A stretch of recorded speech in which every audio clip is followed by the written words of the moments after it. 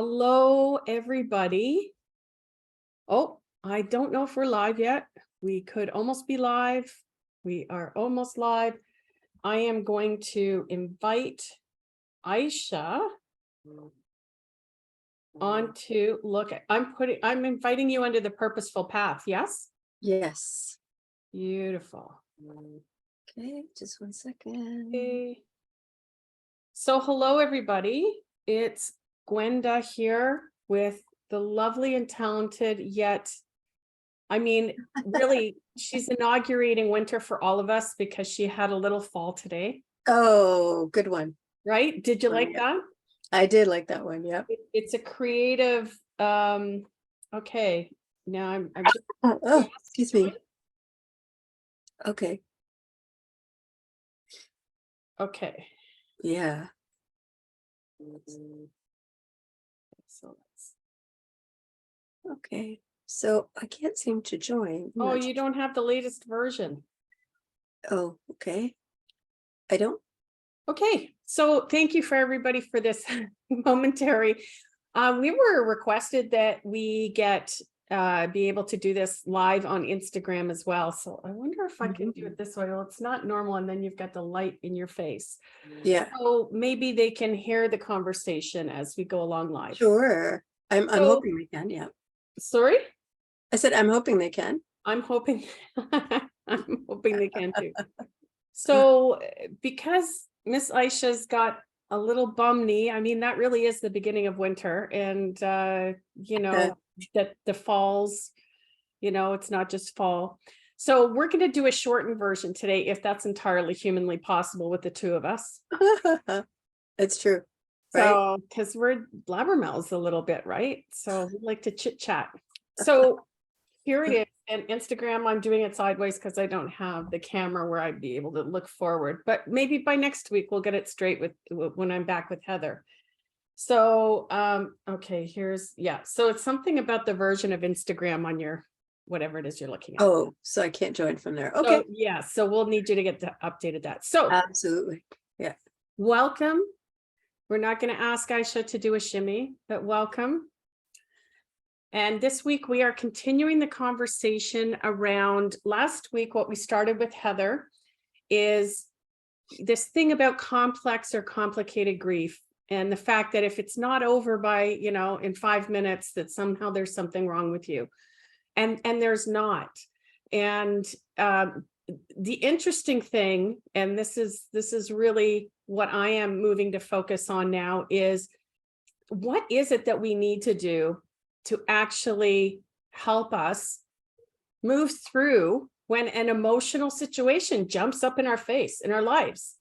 Because no matter how much we talk about death or dying, it's not normalized in our community. And it's like being pregnant. You can read all the books you want, but when it happens to you, you're getting, like, it's real life, right? So when we have an emotional situation, it could be losing a job. And again, this is getting back to what losses actually are. It can knock you for a loop. Say something comes up in your family.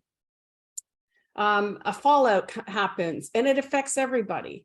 We think that we compartmentalize ourselves. We think that when we go to work, we're a different person. We think when we're, that we can keep our emotions separate instead of actually giving them a big hug.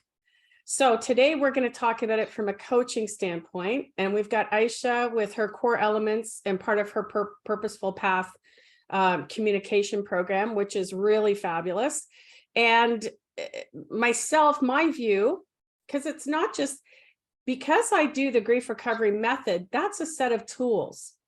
But really, to be able to do that effectively, we need to be able to start by making sure that we are actually putting ourselves first, that we actually have those routines, that we have those rituals, that we have that keeping the emphasis on the right syllable when it comes to emotional situations. What do you think, Ayesha? Yeah, let's Oh, Oh, excuse me. Bless you. Thank you. A lot to unpack there. Gwen, thank you very much. Always good to be with you and to talk to you.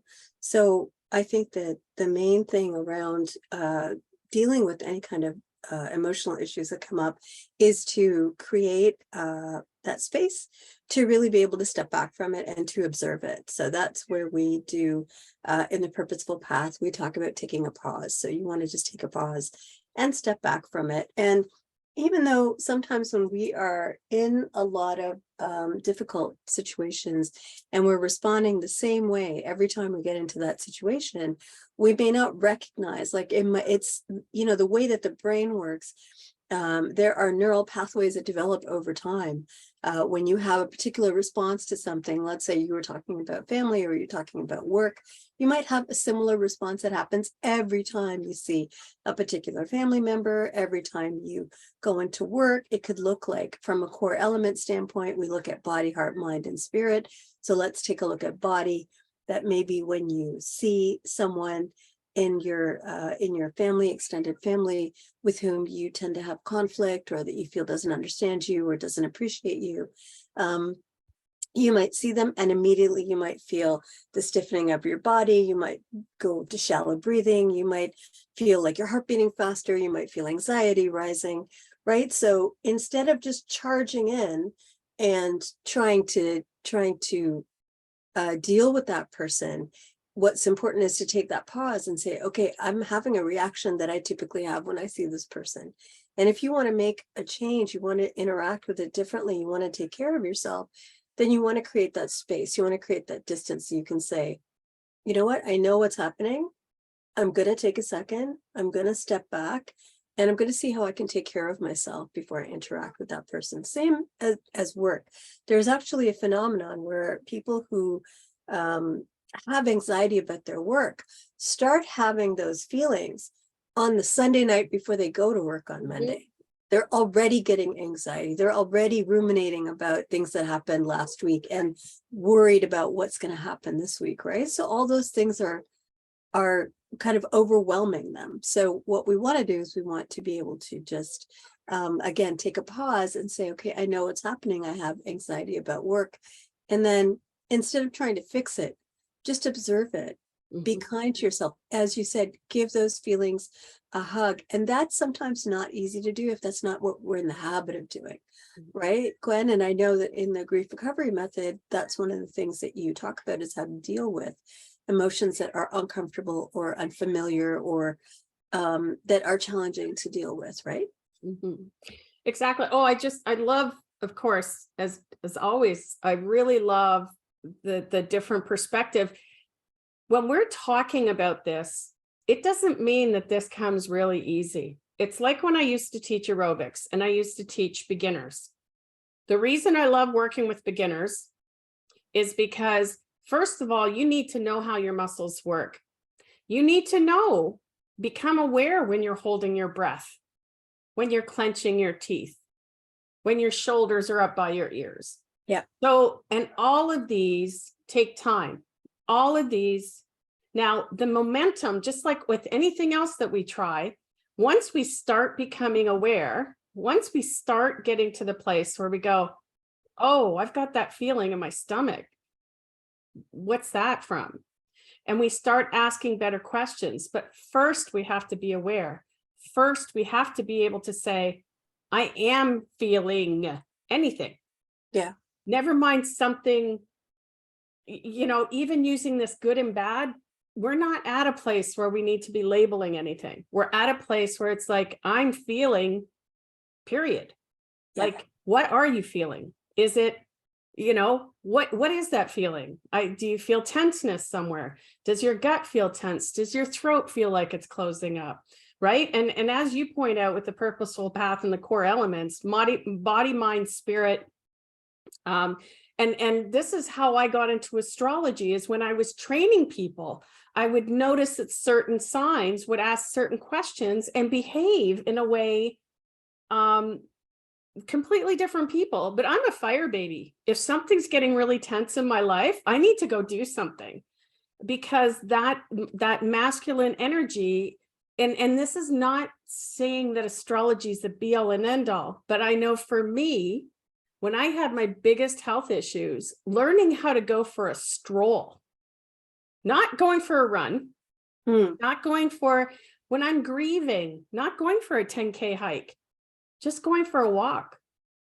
When I'm going through my health issues, where I'm dealing with the loss of my health and the loss of safety in a number of ways, it's like, yeah, but if I'm not just here now, I've got to get it so that I'm here now. Yeah. If I'm ever going to get anywhere down the road. Yeah. You know, never mind all the rest of it, which is, you know, how can I trust myself when my body does this to me? All these kinds of things. But we'll get into that in a couple of weeks. What do you think, Ayesha? Yeah, I mean, there's a lot of depth there. It's how to deal with it in that moment without trying to deep dive and fix everything, right? So it's that moment where we're talking right now just about awareness. So we're working through a process. So first is to be aware of what's happening. So tap into your core elements of body, heart, mind, and spirit. So we talked about some of the things that happen in the body, like the clenching of the teeth and the racing heart and all that stuff. And then you've got the heart, you've got the mind, you've got the spirit. In the heart, it's like, what are the emotions that keep coming up? Are we recognizing a pattern of emotions that arise in these situations? For the mind, what is the mind doing? What are the core beliefs that keep coming up? What is the negative self-talk that keeps happening, right? What is the hopeless talk that happens, like this is never going to change, all that stuff? It's really the very first step is just to be aware of it and to take care of yourself. And taking care of yourself means, like, as I mentioned, for people, it can be difficult to embrace difficult emotions. If you can't embrace it, just observe it, and tell yourself, yeah, I see it. I just see it. And I'm going to see if I can sit with it. Yeah. Can I sit with it? Yeah. Because a lot of times also what people are doing is they're actively resisting. Yeah. So if you're in a place where you want to move from awareness to processing, you can't resist. You cannot be in a state of resistance. You have to allow, and you have to accept, and you have to understand why you're feeling a particular way. Now, oftentimes we think that, like you said, we think it's our fault, right? What are we experiencing? It's my fault. These things are happening to me. We have negative self-talk. We have low self-esteem. And it's hard to kind of dig ourselves out of that hole. So can you look at it with neutrality? Can you look at it like, just, this is something that happened. This is something that happens every time. And perhaps look at it instead with curiosity. Why is that happening? Why does that happen? And you don't have to solve it. It's not your job to solve it in that moment. It's just to observe it and to sit with it. And I would even add just an NLP perspective. Instead of why is this happening, give a, where is this coming from? Yeah, that's a great. So again, the difference between the why question, which you could get 12 million answers that don't necessarily help you. Where is this coming from? Yeah. Is a specific question. And again, none of this takes 5 minutes. Yeah. You know, say you're over the age of 21, 30, 40, 50. This has been ingrained, as you were talking about your neural pathways, this has been ingrained for years. Yeah. This has been going on for ages. Mm. So the whole point of just getting to the point where you can like slow down enough, maybe even, oh, God forbid, stop for a second. Sure. Yep. And you know, this is the interesting thing, because I'm going to talk about the two common phrases, you know, life's short. Yeah. And then the other side is like, plan your life in 5-year segments. You know, that both of those things are true. Both of those things. We have all the time in the world and we could be gone tomorrow. Understanding what is our main driving thought, what is our main driving concept on how we view our life, how we show up.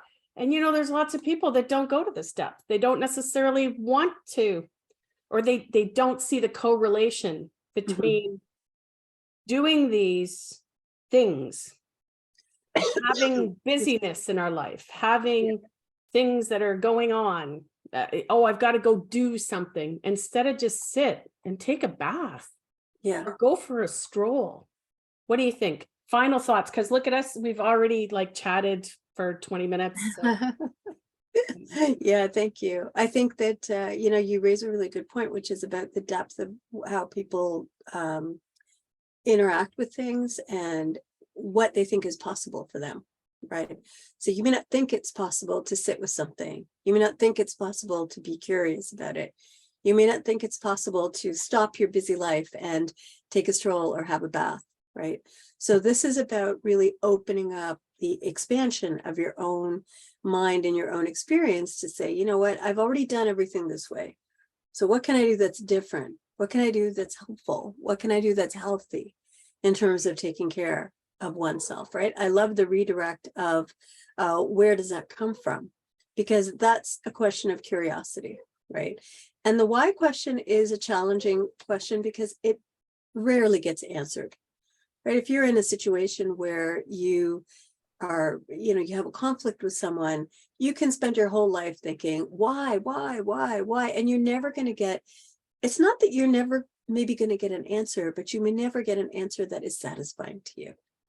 And then you're always going to be digging. Well, there's got to be more. There's got to be, it doesn't matter. The actual why doesn't matter, but where is it coming from helps you determine what's happening in yourself so that you can address it from where is it coming from and where do I want it to go, right? That gives you a pathway, right? So we're talking about taking a pause, taking care of yourself, starting to ask yourself important questions that redirect your attention from circular thought patterns to actually identifying what you want and then building your pathway from there. So those are the things that we're going to talk about in more depth the next time we get together in 2 weeks. Exactly. It's like taking your power back. That's right. Yeah. 100%. Right. Instead of what's going on, and I think that's one of the things that I have when we have all these programs. Get rid of your limiting beliefs. Well, maybe you haven't, you don't know what they are.